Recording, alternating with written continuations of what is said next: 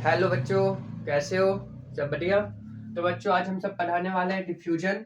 पिछले वीडियो हम सब पढ़ा चुके हैं evaporation, factor of evaporation, latent heat और सब जितना भी इस चैप्टर में टोटल चीज कवर हो चुका है। आज का बस एक टॉपिक डिफ्यूजन बचा हुआ है जो कि इस पार्ट में पढ़ाऊंगा और ये चैप्टर खत्म हो जाएगा। ठीक है, तो आप सब पिछला वीडियो देख लीजिए और नहीं देखे हैं तो।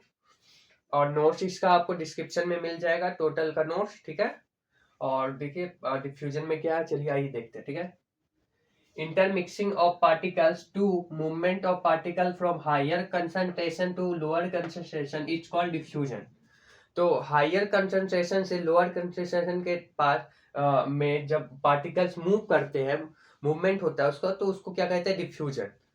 जब आप एग्जांपल लीजिए, आप जब अगरबत्ती जलाते हैं तो क्या होता है, जो उसका सुगंध आपको यहाँ पे जलाते हैं तो आपको दूर तक उसका खुशबू मिलता है।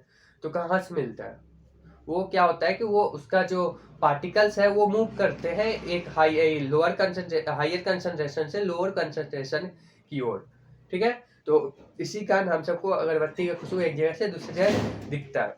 तो आप यहाँ पे जलाइएगा, आपको पता चले दूसरे रूम में उसका खुशबू जा रहा है। क्यों जाता है? यहाँ पे वही डिफ्यूजन काम आता है, डिफ्यूजन होता है। तो वो ये पूछेगा, एक अगरबत्ती का खुशबू एक रूम से, अगर एक इस रूम में बैठे हो दूसरे रूम में जा रहा है, तो किस प्रोसेस के द्वारा हो रहा है? तो डिफ्यूजन के द्वारा हो रहा है। ठीक है, तो अब है डिफ्यूजन इन गैसेस। गैस में डिफ्यूजन कैसा होता है? तो गैस में अगरबत्ती का एग्जांपल वो गैस का ही हो गया ना, वो भी तो गैस में ही हो रहा है। तो diffusion in gases is faster as particles move with maximum kinetic energy. ये जो गैस में होता है आपका मूवमेंट, वो क्या होता है? मैक्सिमम होता है। ठीक है,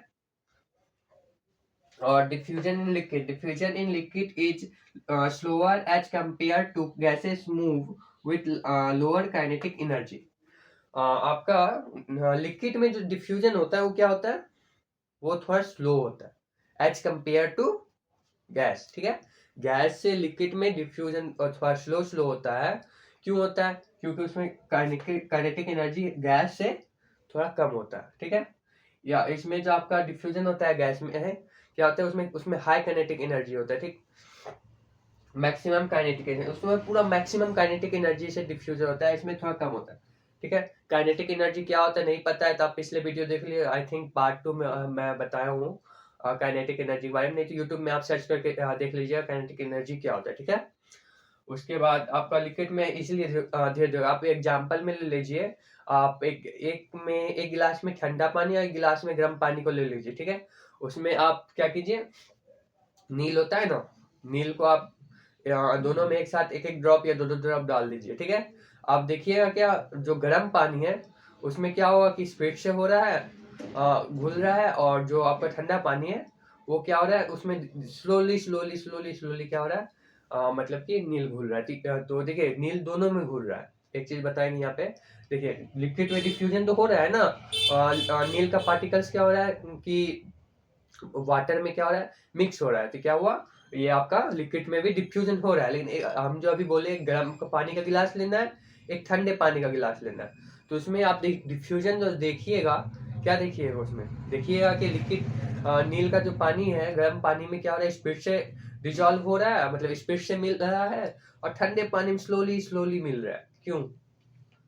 फैक्टर ऑफ टेम्परेचर। यहाँ पे टेम्परेचर जो है डिपेंड करता है, और डिफ्यूजन के लिए टेम्परेचर भी डिपेंड करता है। जैसे कि अगर टेम्परेचर ज़्यादा है तो आपका डिफ्यूजन क्या होगा, स्पीड से होगा, और वही आपका क्या कहता है, और टेम्परेचर कम है तो डिफ्यूजन स्लोली स्लोली होगा। इसलिए आप देखते होंगे जब आप खाना बनाती है आपकी मम्मी, तो अगर उसका खुशबू क्या होता है, आपके रूम तक आ जाता है। लेकिन वही अगर खाना फ्रिज में है तो क्या आता है? नहीं आता है। ठीक है, उसका महक नहीं आता है, फ्रिज से बाहर नहीं आता। क्यों? क्योंकि वो ठंडा है तो उसमें डिफ्यूजन नहीं हो पाता है। लेकिन वही गर्म खाना है, उसमें स्पीड से डिफ्यूजन है, गर्म कोई भी गर्म चीज में स्पीड से डिफ्यूजन होता है, और लेकिन आपका ठंड में नहीं होता, धीरे धीरे होता है, जो कि आपको नॉर्मली नहीं दिखेगा। ठीक है, अब चौथा है डिफ्यूजन ऑन सॉलिड। बोलिए लिखा क्या है? मैं बता रहा हूँ, जगह नहीं है, लिखे नहीं है इसलिए। ठीक है, मैं समझा दे रहा हूँ आपको, वो नोट्स में मिल जाएगा। डिफ्यूजन इन सॉलिड में क्या होता है मैं बता देता हूँ। ठीक है, डिफ्यूजन इन सॉलिड में क्या होता है, diffusion in liquid is slower as compare to gas होता है ना, बट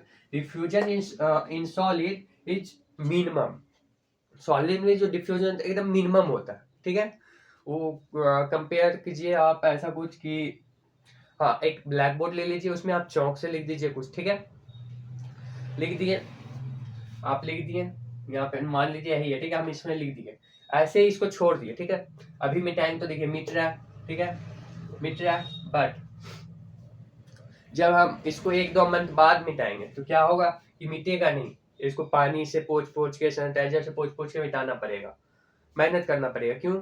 क्योंकि ये डिफ्यूजन के कारण क्या होगा, इसका पार्टिकल्स जो है ये आप इसमें पकड़ लेगा, ठीक है। तो इसमें भी डिफ्यूजन, सॉलिड में भी डिफ्यूजन होता है, लेकिन वो जल्दी दिखता नहीं है, बहुत टाइम के बाद दिखता है, ठीक है।